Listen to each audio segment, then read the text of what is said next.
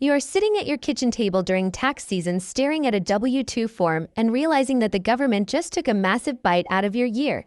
You worked late nights and missed weekends and dealt with stress for 12 months, only to find out that for 3 or 4 of those months you were essentially working for free just to pay Uncle Sam.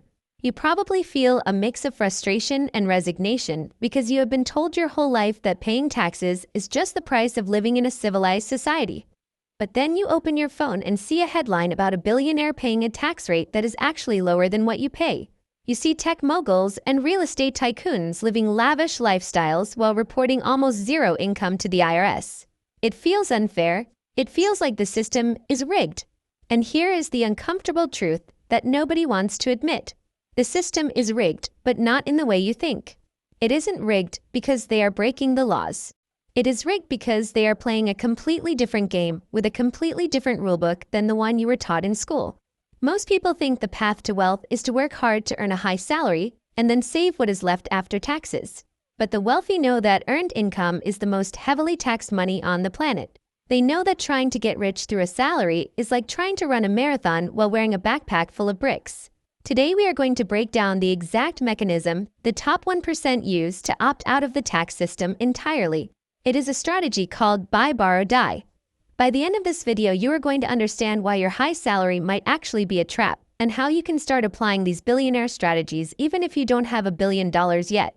We are going to deconstruct the 3 phases of this strategy and show you how to move from being a tax victim to a tax strategist. To understand why the rich don't pay taxes, you first have to understand the fundamental difference between how you get paid and how they get paid. When you earn a salary, that money is taxed immediately. Before it even hits your bank account, the federal government takes a cut, the state government takes a cut, and Social Security takes a cut. You are left with what remains to pay your bills and try to build a life. This is what financial experts call the W-2 trap. You are trading your time for money, and that money is being taxed at the highest possible rates. Wealthy people do not trade time for money. They trade money for assets. And this brings us to the first phase of the strategy, which is buy. The wealthy do not focus on income, they focus on net worth. They take their capital and they buy appreciating assets like stocks, real estate, or businesses. Here is the critical distinction that most people miss. When you buy a stock or a piece of real estate and it goes up in value, you do not owe a single penny in taxes on that growth until you actually sell it. This is called an unrealized gain.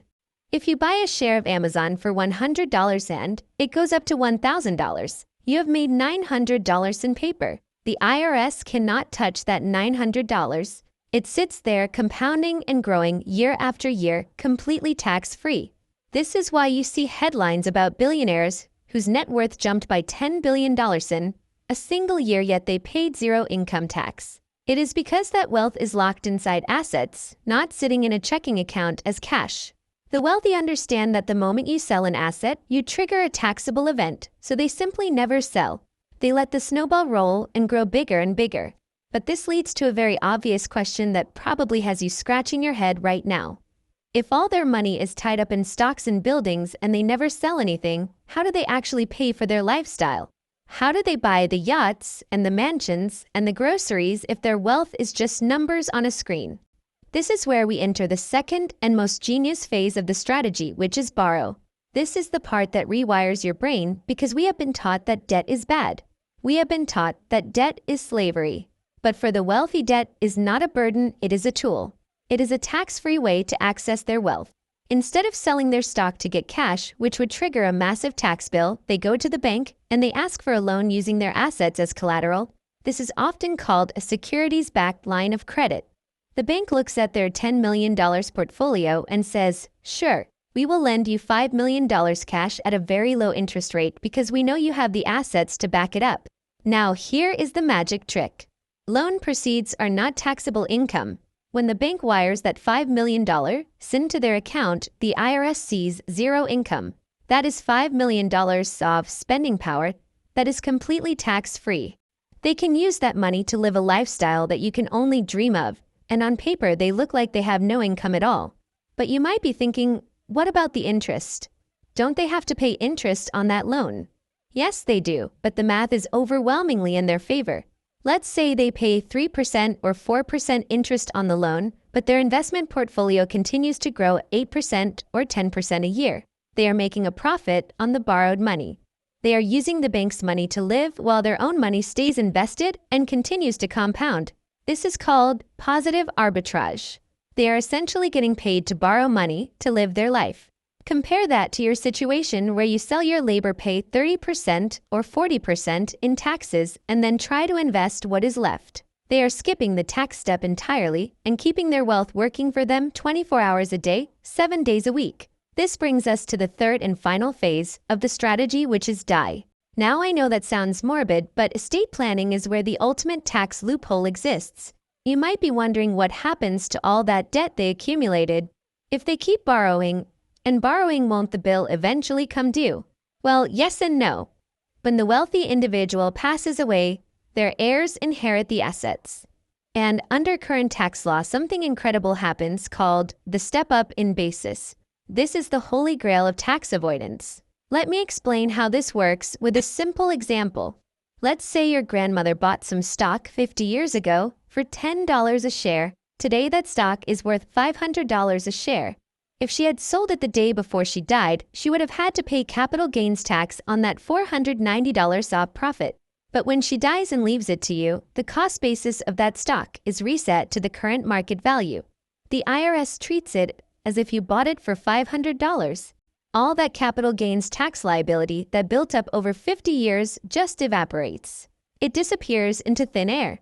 You can sell that stock the next day for $500 and pay zero capital gains tax. So here's how the cycle closes. The heirs inherit the assets tax-free thanks to the step-up in basis. They sell a small portion of those assets to pay off the loans that were taken out to fund the lifestyle.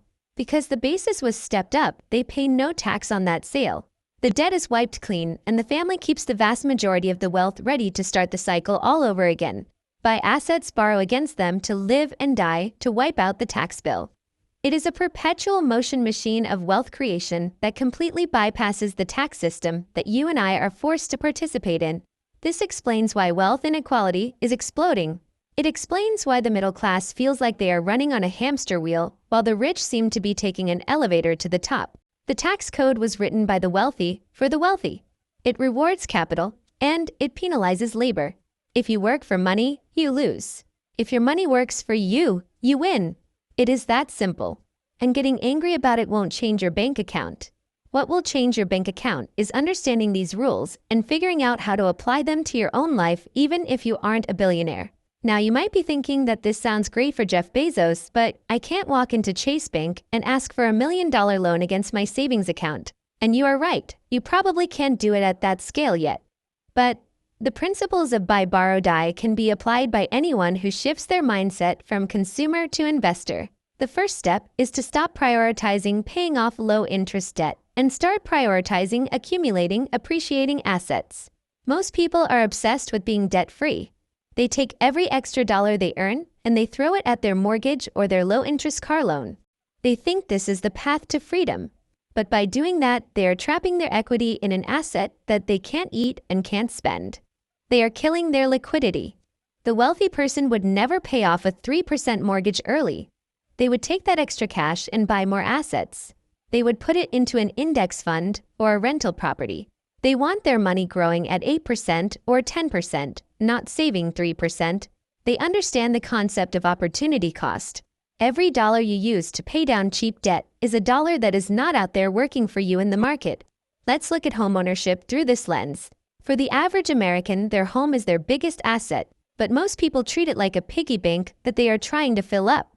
The smart strategy is to treat it like a bank that you can borrow from.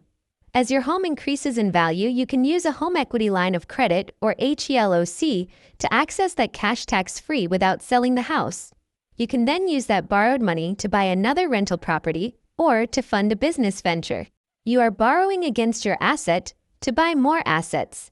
You are creating your own mini version of the buy, borrow, die strategy. You are using debt to expand your wealth rather than using your income to pay off debt. This requires a massive psychological shift. You have to stop being afraid of debt and start respecting it as a tool. There is good debt and there is bad debt. Bad debt is borrowing money to buy things that go down in value like cars or clothes or vacations. That is consumer debt, and it will keep you poor forever. Good debt is borrowing money to buy assets that go up in value or generate income. Good debt makes you rich. The wealthy have almost no consumer debt, but they have massive amounts of investment debt. They are leveraged. They control huge amounts of assets with relatively little of their own cash. Another way to apply this is through your investment portfolio. If you have a taxable brokerage account, you can apply for margin privileges. This allows you to borrow against the value of your stocks. Now this comes with risks, and you have to be careful about margin calls where the bank forces you to sell if the market drops, but used conservatively, it is a way to access liquidity without triggering taxes. Instead of selling stocks to pay for a down payment on a house or to cover an emergency, you can borrow against your portfolio. You keep your stocks, you keep your growth, and you avoid the capital gains tax. The trap that most people fall into is the trap of liquidity. They keep their money in cash because they want to be able to get to it. But cash is a terrible asset. It loses value to inflation every single year. The wealthy hold almost no cash. They hold assets. And because they understand how to borrow against those assets, they have plenty of liquidity without holding cash. They have realized that in a modern financial system, access to credit is just as good as having cash in the bank, but it allows your net worth to grow much faster. This brings us to the concept of phantom income versus phantom debt. When you work a job, you have real income and real taxes. But when you own assets, you have phantom income, which is appreciation that you don't pay taxes on. The wealthy maximize phantom income. On the flip side, most middle-class people have phantom debt. They have liabilities like car leases and subscriptions that drain their wealth but don't show up on a balance sheet as traditional debt. You need to flip this equation. You want to accumulate assets that generate invisible tax-free growth and eliminate the lifestyle liabilities that drain your cash flow. We also need to talk about the role of inflation in this strategy. The buy, borrow, die strategy is actually a massive bet against the currency. When you borrow money, you are shorting the dollar. You are borrowing dollars today that are worth a certain amount, and you are paying them back years later with dollars that are worth less due to inflation. If inflation is 3% a year and your loan interest rate is 3% a year, the real cost of that loan is zero. You are getting free money. The wealthy use inflation to erode the value of their debts while their assets rise in price with inflation. They are winning on both sides of the equation. The middle-class saver is losing on both sides. Their cash savings are being eaten by inflation, and they aren't carrying the kind of good debt that gets cheaper over time. They are swimming upstream while the wealthy are floating downstream. You have to stop trying to save your way to wealth. You cannot save your way to wealth in a fiat currency system that is designed to inflate. You have to invest your way to wealth, and you have to use leverage to amplify those returns. Now I know this sounds risky, and it is risky if you don't know what you are doing. Leverage cuts both ways. If you borrow money to buy assets, and those assets drop in value, you can get wiped out. This is why the wealthy also focus heavily on risk management. They diversify. They have cash reserves. They don't over-leverage. They use debt strategically, not recklessly. You need to build a solid foundation before you start layering on leverage. You need that emergency fund. You need that steady income stream. But once you have the foundation, you have to stop playing it safe and start playing it smart. One of the most practical steps you can take immediately is to look at your retirement accounts. While 401(k) and IRAs are great, they have limitations. You can't easily borrow against them. The wealthy often build massive taxable brokerage accounts, specifically because of the flexibility they offer. A taxable account allows you to use the buy, borrow, die strategy much more effectively than a retirement account where the government sets all the rules. If you are maxing out your 401(k) but have zero liquidity in a brokerage account, you might be locking yourself into a rigid system that limits your options. Think about the concept of the tax drag. Every time you pay tax, you are losing part of your compounding engine. If you lose 30% of your gains to taxes every year over 40 years, that doesn't just reduce your wealth by 30%. It can reduce your final net worth by 50% or 60% because of the loss compounding on that tax money. The buy, borrow, die strategy is ultimately about eliminating tax drag. It is about keeping 100% of your capital working for you 100% of the time. It is the most efficient way to build wealth that exists. You have to change your identity. You have to stop seeing yourself as a worker and start seeing yourself as a capital allocator. A worker tries to increase their salary. A capital allocator tries to increase their assets. A worker tries to pay off debt. A capital allocator tries to manage debt. A worker is afraid of the IRS. A capital allocator uses the tax code as a roadmap. The system isn't going to change. The government isn't going to fix this for you. If you wait for the laws to become fair, you will be waiting forever. You have to learn the rules of the game as it is played right now and play it to win. The beauty of this is that it doesn't require you to be a genius. It requires you to be disciplined, and it requires you to be patient. It takes time to build the asset base required to make this work. You won't be able to borrow against your portfolio tomorrow if you have $500 in it. But if you spend the next 10 years aggressively buying assets instead of buying liabilities, you will eventually reach a crossover point. You will reach a point where your assets can support your lifestyle. And when you reach that point, you never have to sell. You never have to pay the tax man. You have achieved true financial freedom. Don't let the fear of debt keep you poor. Don't let the obsession with income blind you to the power of assets. Start small. Buy your first index fund. Buy your first rental property. Keep buying. Never sell. And when you need cash, learn how to access it without triggering a tax bill. This is the blueprint. This is how the dynastic families have kept their wealth for generations. It is not a secret, it is just math. And now that you know the math, you have no excuse to keep playing the game the old way. Your future self is counting on you to stop working for money and start making money work for you. The tax code is a series of incentives.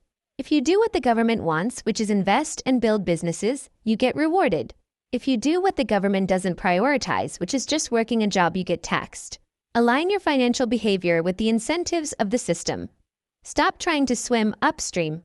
Build your arc of assets and let the current of compound interest carry you to wealth.